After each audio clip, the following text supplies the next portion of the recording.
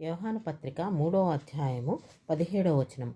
లోకము తన కుమారుని ద్వారా రక్షణ పొందుటకే గాని లోకమునకు తీర్పు తీర్చుటకు దేవుడు ఆయనను లోకములోనికి పంపలేదు.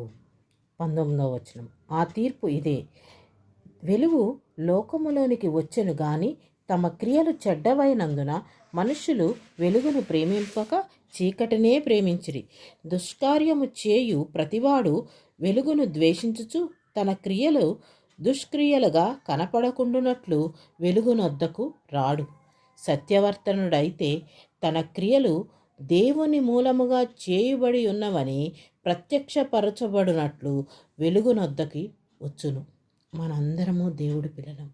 మనందరము ఆయన పాదాల దగ్గరికి చేరి, దేవా, నేను పాపిని, నా పాపాలని క్షమించి నన్ను పరలోక రాజ్య వారసునిగా చేయి తండ్రి, నీ బిడ్డగా నన్ను అంగీకరించు తండ్రి.